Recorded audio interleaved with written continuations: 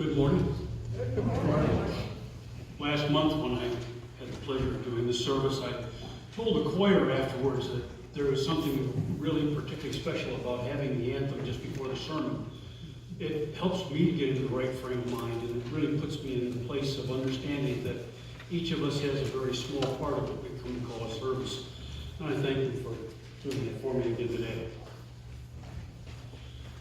Our New Testament lesson is Matthew 12, verses 1 through 12, which can be found on page 1514 in your pew Bibles.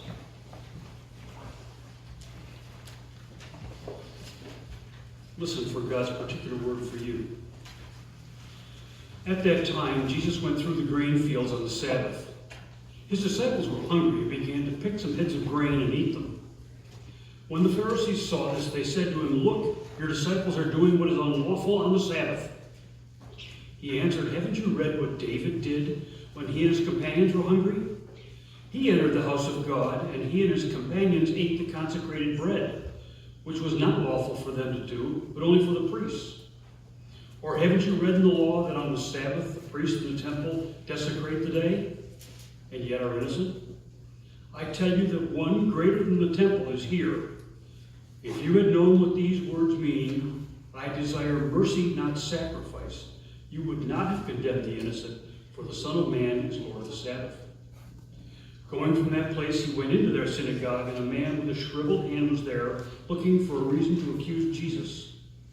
They asked him, "Is it lawful to heal on the Sabbath?" He said to them, "If any of you has a sheep, and it falls into a pit on the Sabbath, will you not hold of it and lift it out? How much more valuable is a man than a sheep? Therefore, it is lawful to do good on the Sabbath." This is the word of the Lord. Thank you, God. Let's pray. Lord, let the words of my mouth and the meditation of my heart be acceptable in thy sight, O Lord, my strength and my Redeemer. One day a week, 1/7 of each week, 52 days out of an entire year, 14.2% of our time. That's what God asked for. In our first lesson this morning, we heard that God rested on the seventh day and that he blessed it. God did this to set an example for us. I don't think that God really needed to rest, but it does establish a truly great pattern. Take a break. Helen then read to you about what we all recognize as the fourth commandment, to remember the Sabbath day by keeping it holy.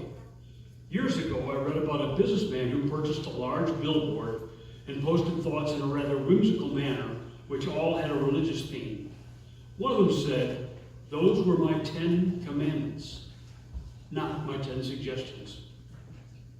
Last Sunday, Nancy told the Young at Heart people that we need to rest one day a week. As we get older, we find how true that really is.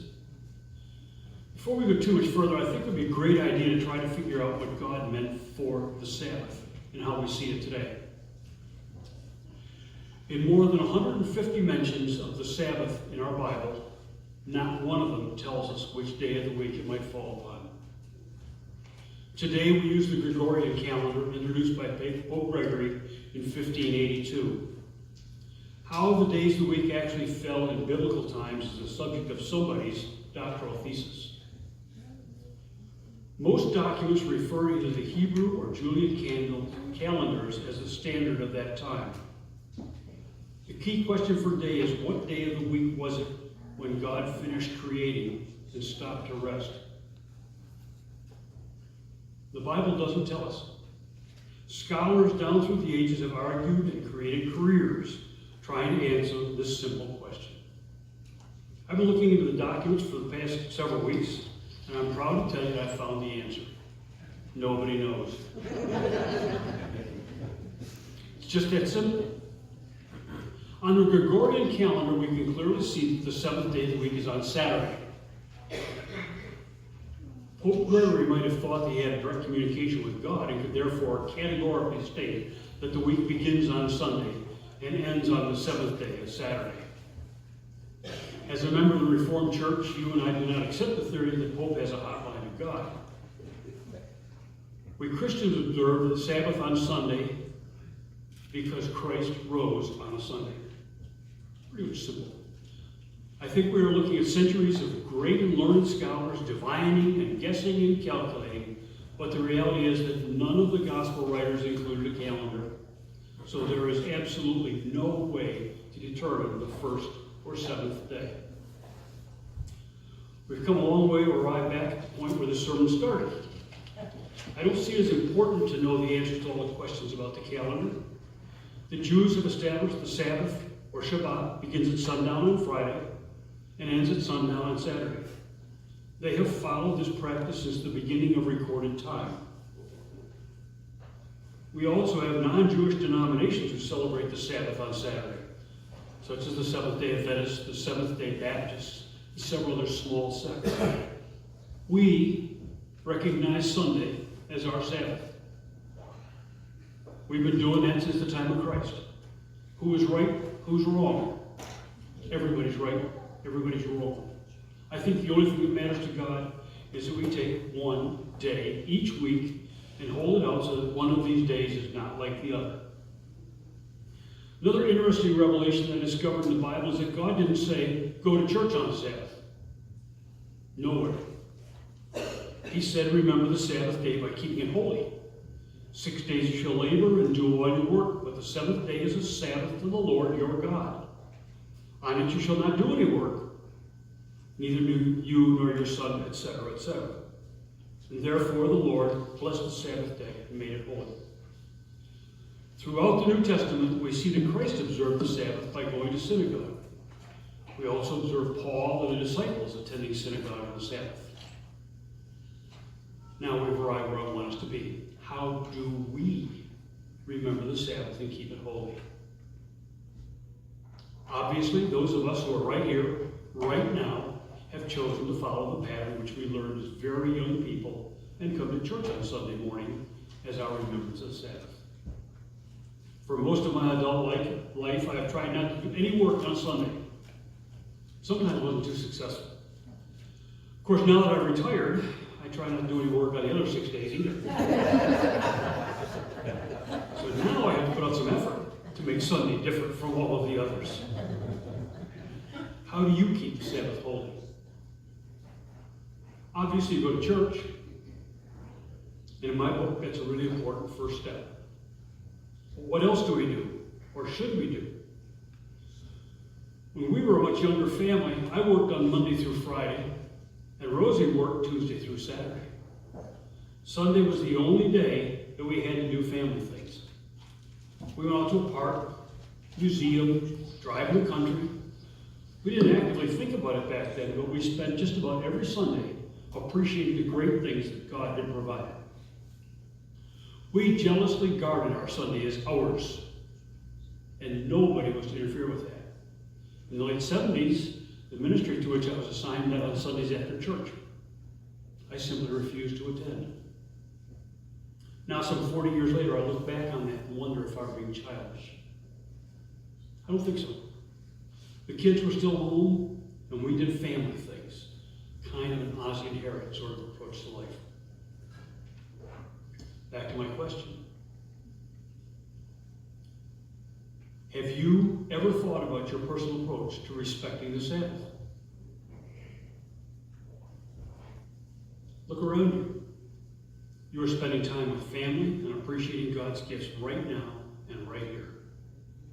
Today we have the additional privilege of celebrating communion together. When I was flying missions in Vietnam, I often drew the job of flying a chaplain out to be with the troops in the field. I don't think any mention was made about the particular day of the week. For a few moments, shazam, it was the Sabbath. We have all heard the old saw, there are no atheists in a foxhole. My personal observation is that all the troops were glad to see the chaplain come out.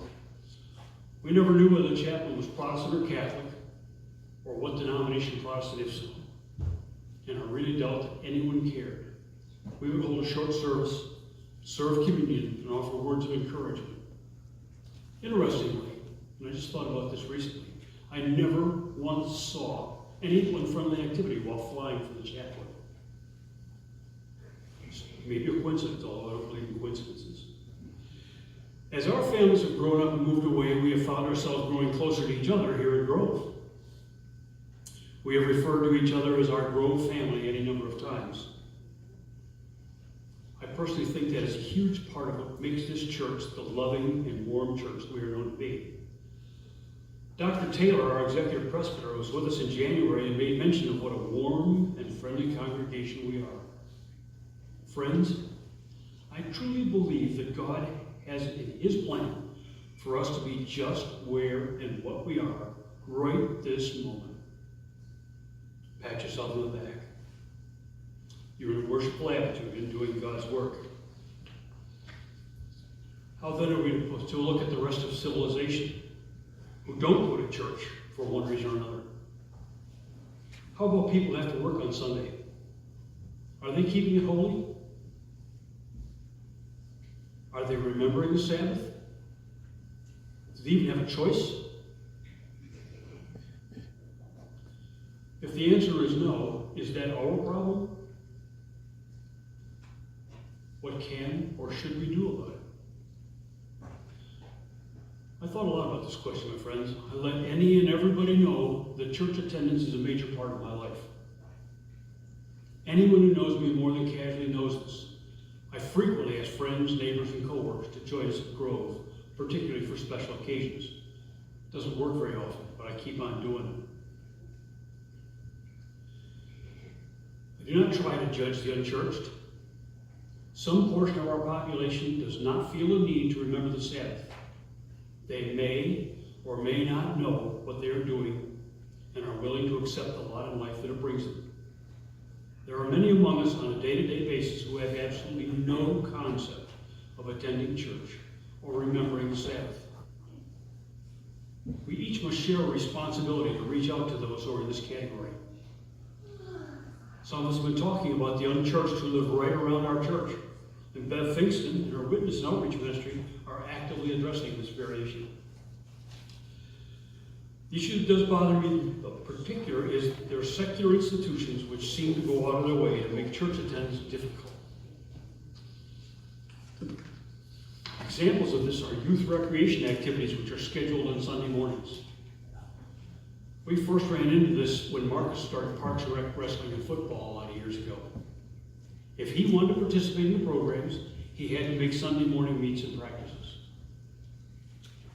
Of course, we had to skip church in order to take him and support him. The same thing continues to happen to families all over the country. Have you also noticed that all the major news networks have their talking head programs on Sunday mornings?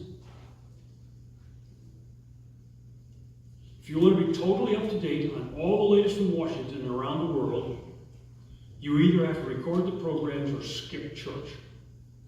In my own personal case, I prefer to remain blissfully ignorant. ABC has This Week with George Stephanopoulos. CBS has Face the Nation with Margaret Brennan. NBC gives us Meet the Press with Chuck Todd. CNN, MSNBC, Fox, and the local stations also have their news programs at the normal church time. My point is that there is a pass of people who are ignoring the mandate from God to remember the Sabbath day by keeping it holy. I try not to fall into the trap of seeing a conspiracy behind every rock. But the organizations which seem to go out of their way to ignore or disrespect those of us that do try to practice our understanding of God's desire for us really bother me. Last week, Carol told us that being in church doesn't make you any more Christian than being in a garage makes you a car. Coming to church most certainly does not make me a Christian. Having accepted Jesus Christ as my Lord and Savior makes me a Christian. Coming to church affords me the luxury of being with other like-minded people, provides for unlimited opportunities to learn more about what it means to be a Christian, to be able to break bread together on one Sunday a month. In many places, there are people who attend church in order to see and be seen for social or political reasons. We, brothers and sisters, are here because we want to honor the Sabbath. and that is what matters. When we attended First Presbyterian Church in Atchison, Kansas back in the 70s, early 70s, the congregation sang the benediction together on Sunday mornings. Now, I've tried very hard to remember the words. Carl and I both have Googled and looked and tried to find some semblance of this. We couldn't, so the words may not be exactly correct, but basically they were, go and be happy, go and be glad, go and spend some time with friends and your neighbors. Go and do good things, spread the good news. Take this Sunday and make it one day that everyone will remember. Sunday, one day to remember. I'm really glad that you and I have decided to devote one day a week, one Sabbath of each week, 52 days a year, 14.2% of our time, to keeping the Sabbath holy by attending church and resting for this special day. Because that's what God told us to do. Amen. As we prepare to sing our next hymn, number 655, Come Away from Rush and Hurry. Listen carefully to the words you're singing. A month ago, Dr. Toll suggested you read the words of the hymns carefully because some of them are pretty important. Listen to this. Come away from the rush and hurry to the stillness of God's peace. From our vain ambitions worry, come to Christ to find release. Come away from noise and clamor, life's demands and frenzied pace. Come to join the people gathered here to seek and find God's face. Please stand and join me.